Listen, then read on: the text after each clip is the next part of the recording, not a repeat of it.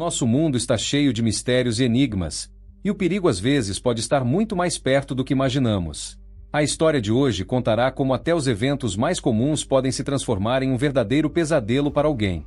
Processos de divórcio podem ser muito destrutivos, e, às vezes, os ex-cônjuges não conseguem chegar a um acordo sobre absolutamente nada.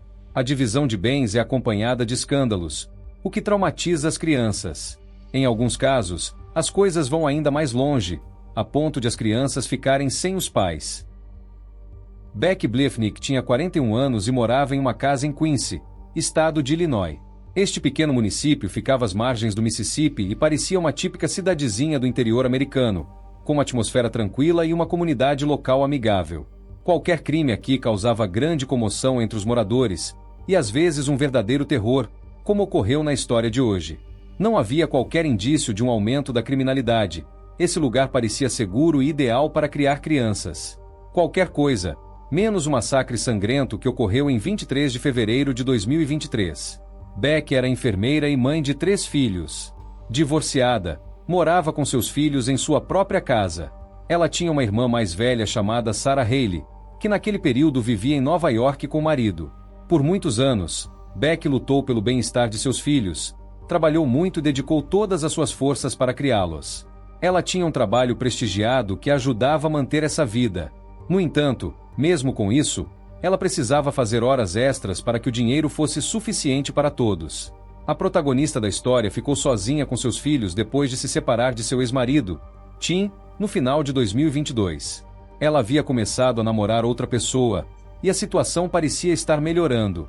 Inicialmente, seu casamento com Tim parecia perfeito, mas após uma nova fase em suas vidas, surgiram problemas.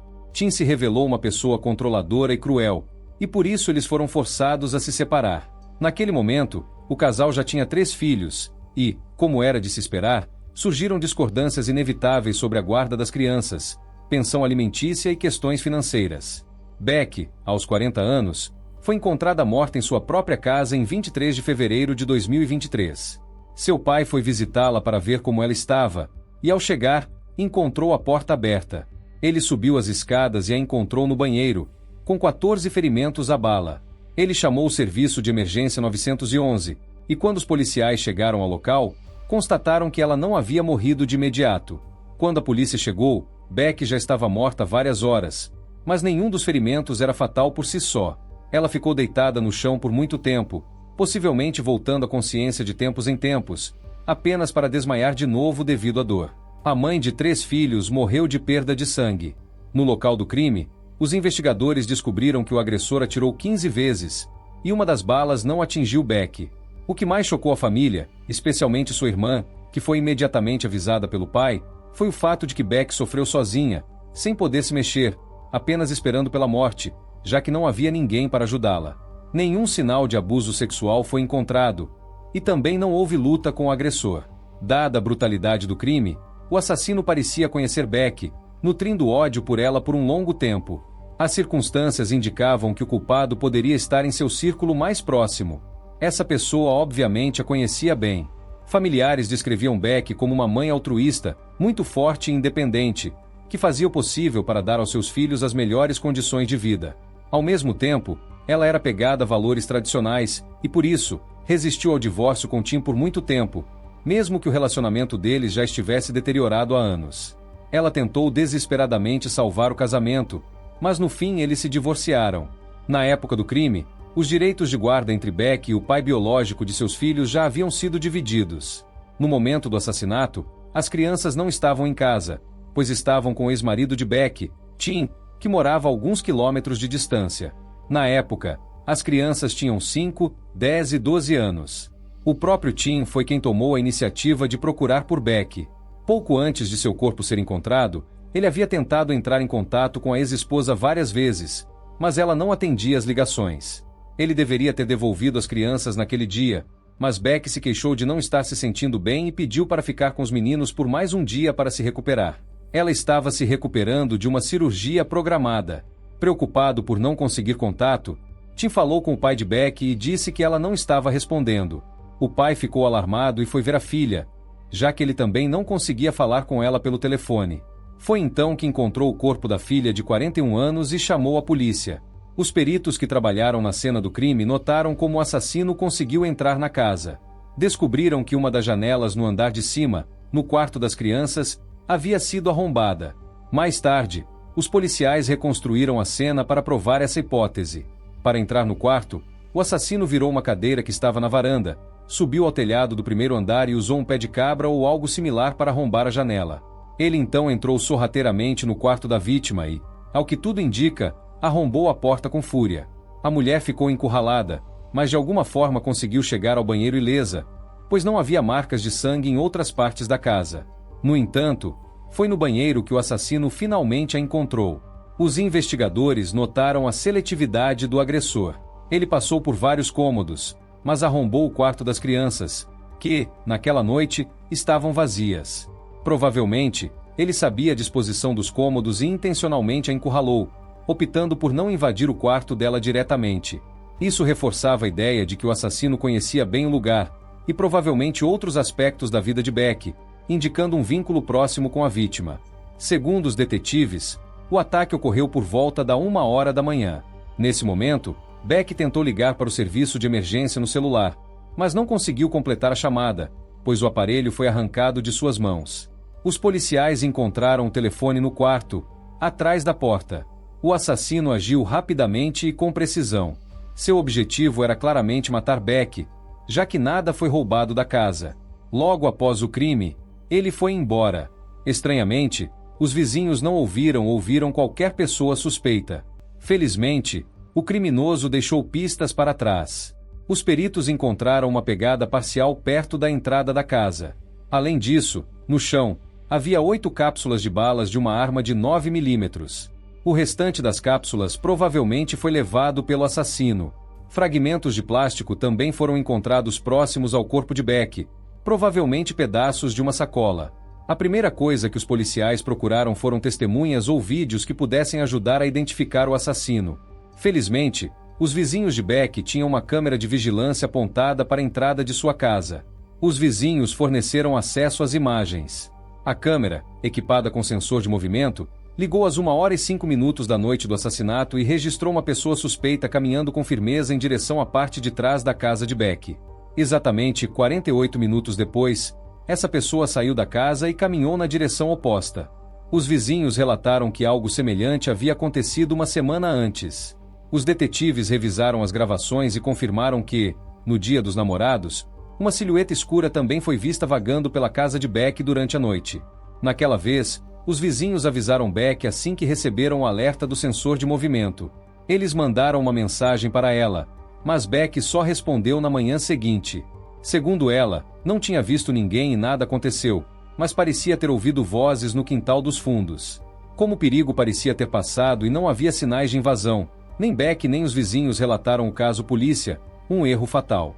Os vizinhos disseram que, após esse incidente, Beck começou a agir de maneira mais cautelosa, temendo tudo ao seu redor, como se estivesse desenvolvendo uma paranoia. Será que ela estava pressentindo que algo ruim poderia acontecer? Após o primeiro incidente, todos pensaram que era apenas um vagabundo qualquer, mas agora a opinião mudou. Descobriu-se que, naquela noite, Beck estava com seu namorado, e isso pode ter salvado sua vida. O criminoso esperou o momento mais oportuno para atacar. Os detetives decidiram coletar mais imagens das câmeras de segurança instaladas nas redondezas. Isso teria permitido identificar o criminoso e rastrear seus movimentos, possivelmente até o local de onde ele veio. Em várias gravações de casas vizinhas, foi possível observar um indivíduo suspeito andando de bicicleta em direção à casa da futura vítima. Uma parte significativa do trajeto não foi capturada no vídeo, então foi decidido que, em algum momento, ele abandonou o veículo e seguiu a pé parte do caminho. Infelizmente, todas as gravações estavam muito granuladas e difíceis de processar. Os policiais concluíram que a figura borrada se parecia com o homem que mais tarde foi visto na entrada da casa de Beck. Segundo os detetives, a evidência mais clara da ligação do desconhecido com o assassinato foram 2 breves vídeos. Em um, ele se aproximava do quintal pela entrada lateral da casa, e no outro, ele estava saindo pelo mesmo caminho. O vídeo da bicicleta também parecia suspeito, já que não era um bairro onde normalmente alguém andaria tarde da noite. As linhas do tempo desses eventos coincidiam completamente com o horário estimado do assassinato da mulher. Nenhuma outra pessoa ou atividade foi registrada na área, então todas essas gravações foram conectadas. Infelizmente, a qualidade do vídeo não permitiu identificar o veículo do possível assassino. A única coisa que se sabia com certeza era que a bicicleta não tinha refletores, o que era bastante raro. Na verdade, nem mesmo o gênero do ciclista estava visível, mas parecia ser um homem, já que o vulto era bastante grande. Para obter conclusões mais precisas, os policiais precisavam de mais informações. Na esperança de identificar o provável criminoso entre as pessoas próximas de Beck, os investigadores conversaram com sua irmã Sarah, com quem ela era muito próxima. Desde os primeiros momentos da conversa, a mulher mencionou uma única pessoa que, em sua opinião, poderia matar Beck, seu ex-marido, Tim. O casal se conheceu durante os anos de faculdade, enquanto ambos estudavam na Universidade de Queens, onde Beck cursava Química e Biologia. No início, o relacionamento deles não deu certo e só começou a se desenvolver 2 anos depois, após se formarem. No final das contas, os jovens apaixonados se casaram e formaram uma família. Após se formar com honras, Beck conseguiu um emprego como farmacêutica, mas engravidou, e ela mesma queria continuar sua carreira quando os filhos crescessem um pouco. Os primeiros 5 anos de casamento pareciam ideais, mas depois começaram a surgir mudanças negativas. Tim começou a mostrar traços de caráter mais rígidos, manipulando e se transformando de um marido amoroso em um homem extremamente ciumento e controlador. Ele nunca fazia nenhum trabalho doméstico, nem limpava após si mesmo, mas impunha à esposa exigências cada vez maiores de limpeza e organização na casa, apesar de ela ter que cuidar de 3 filhos. Beck esperava obter apoio e ajuda em casa e estava disposta a assumir parte das responsabilidades financeiras após retornar ao trabalho. No entanto, ela não se deixou abater e tentou manter o casamento, acreditando que esse período difícil passaria. Depois de matricular o 3º filho no jardim de infância, Beck fez um curso de enfermagem e conseguiu um emprego em um centro médico, onde pretendia crescer profissionalmente.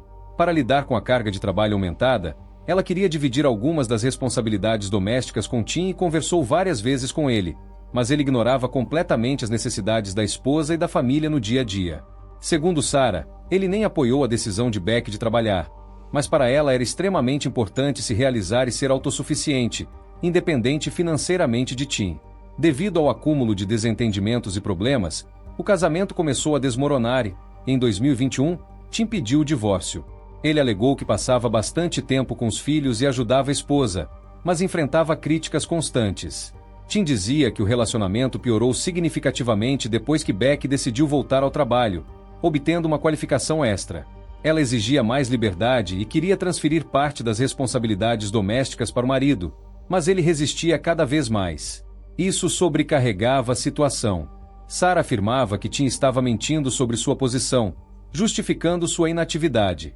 Na verdade, somente Beck se esforçava para salvar o casamento, enquanto Tim não ajudava em nada. No final, Tim decidiu se separar de Beck, alegando que as coisas saíram de controle. Depois de iniciar o processo de divórcio, Beck queria que ambos fossem a um conselheiro familiar para salvar o casamento, para que os filhos crescessem em uma família completa. Beck estava disposta a suportar muitas coisas e até ignorar a inação de Tim, mas ele mesmo recusou qualquer tentativa de continuar a vida conjugal. Segundo os documentos, eles não conseguiam chegar a um acordo em nenhuma das questões, incluindo a guarda dos filhos, a casa da família e as finanças. A situação continuava a piorar. Meses após o pedido de divórcio, Tim começou a agir de forma provocativa. Beck expressava crescente preocupação e chegou a contar a amigos e familiares que seu ex-marido ameaçava e, às vezes, usava força física contra ela. Ele não causou ferimentos graves, mas claramente estava se tornando cada vez mais agressivo e ultrapassando os limites. Nesse período, Beck começou a acreditar que ele estava desenvolvendo algum tipo de transtorno mental, pois ele estava se tornando cada vez mais imprevisível. O comportamento era típico para Tim, então Beck sugeriu que ele fizesse uma avaliação em uma clínica, mas ele se recusou completamente. Em vez de ouvir a esposa, ele começou a espalhar rumores sujos sobre Beck, acusando-a de traição, o que, segundo Beck, não era verdade. Se isso tivesse acontecido, no mínimo, sua irmã saberia a verdade. No entanto, Sarah estava 100% certa de que Beck era fiel no casamento, pois ela era muito religiosa, devota aos valores familiares tradicionais e simplesmente não poderia ter agido de outra forma.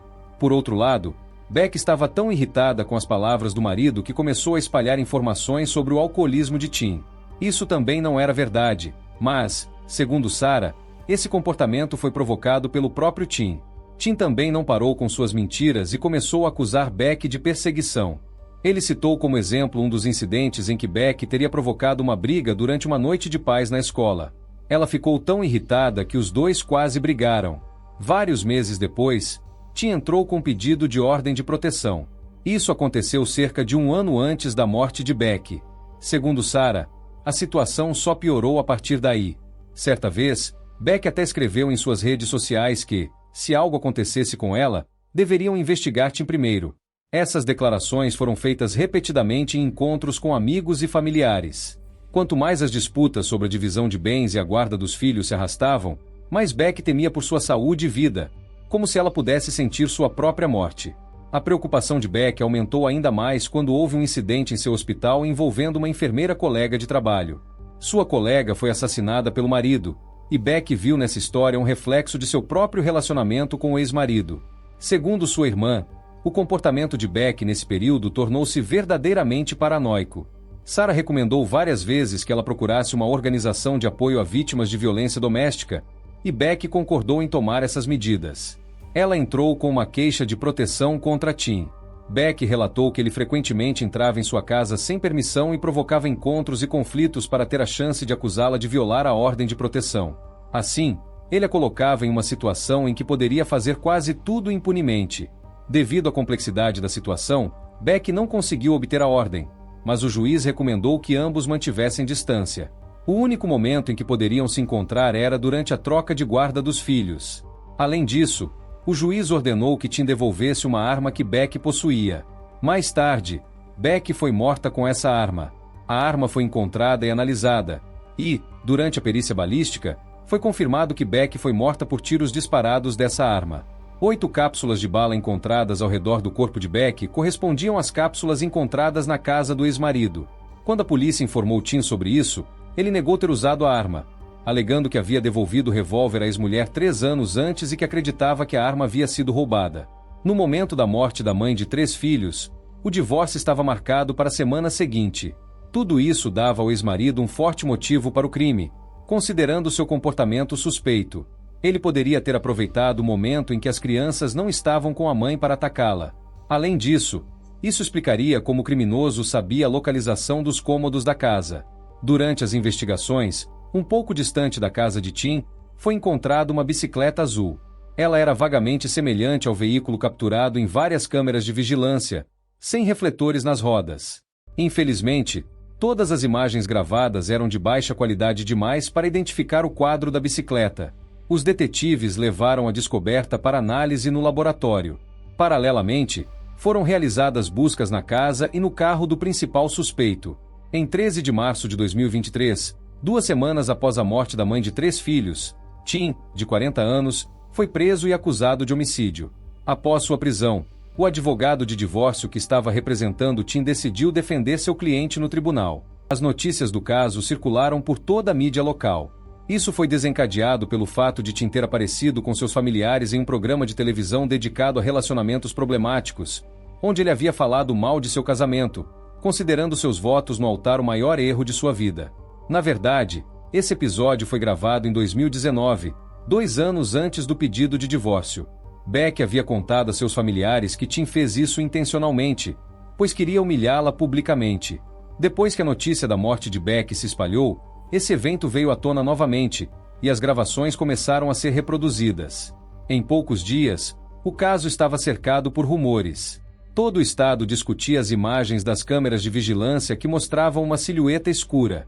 Será que Tim poderia realmente ter matado sua esposa depois de tantos anos e privar seus 3 filhos de uma mãe amorosa? Os moradores locais imediatamente prestaram atenção ao estado emocional de Tim e à sua aparência desleixada. Alguns acreditavam que, à medida que seu relacionamento piorava e o processo de divórcio avançava, a aparência de Tim também havia piorado, ficando desleixada. Usuários das redes sociais perceberam algo semelhante a sinais de insanidade, como seus apoiadores diziam. Isso poderia ser a doença que Beck mencionou várias vezes e que parecia se desenvolver nos últimos anos. Muitos amigos da vítima e membros da família se juntaram às discussões, e a maioria deles acusou Tim de comportamento agressivo. Essas pessoas acreditavam que ele era perigoso para a sociedade. O advogado de defesa negou qualquer suspeita de distúrbios mentais em seu cliente, alegando que sua aparência piorou devido à tristeza pela morte de Beck. Além disso, o defensor argumentou que ninguém jamais viu Beck com hematomas ou outros sinais de abuso físico, dos quais ela falava constantemente. Não havia nenhuma imagem semelhante que pudesse expor a tirania de Tim. A promotoria acreditava que a ausência de hematomas não significava nada. Talvez eles tivessem sido feitos em lugares menos visíveis, cobertos por roupas, ou talvez te evitasse a violência física, concentrando-se na opressão emocional. Ele perdeu o controle sobre a esposa e não conseguia perdoá-la por isso, como é típico de homens possessivos. A promotoria argumentou que Ti organizou uma perseguição, disfarçada por mentiras. O próprio Ti nunca admitiu sua culpa. Segundo ele nunca tentou controlar ninguém, mas apenas queria criar um ambiente de vida confortável para sua família. Para seu grande desgosto, após o nascimento do terceiro filho, sua esposa mudou completamente sua visão de vida familiar e decidiu se concentrar em sua carreira em vez de na casa e nas crianças, o que causou suas disputas e levou ao divórcio. Seus anos de esforços foram ignorados, e tudo isso foi tratado de maneira muito severa por Beck. O principal suspeito apresentou seu álibi, afirmando que estava em casa com os filhos na noite do assassinato. No entanto, as crianças estavam dormindo e não podiam confirmar isso. Ele disse que falou com Beck por telefone pouco antes de sua morte, quando ela contou que não estava se sentindo bem e pediu para deixar os meninos com ele por mais um dia. Mesmo assim, a promotoria insistiu que o assassino estava apenas usando as crianças como desculpa para desviar a atenção do crime brutal que cometeu na casa da ex-esposa. Tim poderia muito bem ter colocado as crianças para dormir, invadido a casa da ex-mulher, matado-a e voltado sem ser notado. O advogado de defesa argumentou que a polícia não tinha nenhuma prova direta contra o réu, e a tática da acusação era completamente baseada em evidências circunstanciais. A arma apreendida não continha as impressões digitais de Tim, e nenhuma roupa ensanguentada ou outro item incriminador foi encontrado. Até mesmo os sapatos que foram apreendidos para análise não coincidiam com as pegadas deixadas na casa da vítima. Além disso, todas as áreas da casa onde o agressor poderia ter deixado vestígios de DNA foram examinadas minuciosamente, mas nada foi encontrado. Após as buscas na casa e no carro de Tim, a polícia apreendeu vários itens suspeitos, como luvas. Várias delas foram encontradas no porta-malas de seu carro. No entanto, nenhuma das luvas tinha manchas de sangue, vestígios de pólvora ou qualquer outro indício suspeito. A principal evidência da polícia eram os vídeos de vigilância, mas eles eram de baixa qualidade demais para identificar com certeza quem havia sido filmado. Havia a possibilidade de que Beck tivesse sido vítima de um ladrão aleatório, especialmente considerando os relatos de vizinhos sobre o aumento de roubos na área. A acusação estava contando com os resultados da análise da bicicleta encontrada. No entanto, nenhum vestígio de DNA de Tim foi encontrado nela. Felizmente, durante uma análise prolongada da atividade online de Tim, foi descoberto que ele havia criado uma conta falsa nas redes sociais sob o nome John Smith pouco antes do assassinato. Através dessa conta, ele comprou uma bicicleta azul exatamente igual à que foi encontrada, sem refletores. Isso dificilmente poderia ser uma coincidência. O defensor argumentou que era impossível ligar definitivamente o réu à bicicleta. Poderia ter sido apenas uma coincidência, e a aparência semelhante do veículo não provava sua propriedade. Após sua prisão, Tim foi preso sem direito à fiança, mas isso lhe deu a possibilidade de pedir um julgamento rápido. Ele exerceu esse direito, o que significava que a promotoria tinha apenas 90 dias para preparar seu caso. O tempo era criticamente curto, e a promotoria enfrentava a realidade de não ter provas irrefutáveis. Na verdade, os detetives chegaram a considerar o novo namorado de Beck, Ted, como suspeito, mas não havia nenhuma evidência contra ele. O relacionamento deles era recente, sem conflitos e, portanto, sem motivo para assassinato. Além disso, Ted tinha um álibi sólido, então logo foi descartado como suspeito. 3 meses após a prisão de Tim, o julgamento começou em 23 de maio de 2023. A acusação se concentrou na análise de pedaços de plástico encontrados perto do corpo de Beck. Inicialmente, acreditava-se que eles eram de um saco plástico. Durante a análise, descobriu-se que os fragmentos se assemelhavam a sacolas de um supermercado local, e várias dessas sacolas foram encontradas na casa do réu. A polícia especulou que Tim poderia ter usado uma dessas sacolas para atirar através dela, abafando o som e recolhendo as cápsulas. O advogado argumentou que essas sacolas eram comuns e usadas por muitos moradores da cidade, já que o supermercado era muito popular. Então isso não constituía uma evidência sólida da participação de Tim no crime. No entanto, a promotoria alegou que o DNA de Tim foi encontrado nos fragmentos de plástico. Além disso, um pé de cabra foi encontrado na casa do réu e, após análise comparativa, constatou-se que o instrumento deixava marcas idênticas às encontradas na janela por onde o criminoso entrou. Contudo, a defesa considerou essas alegações circunstanciais e pouco convincentes. A acusação então se concentrou no motivo.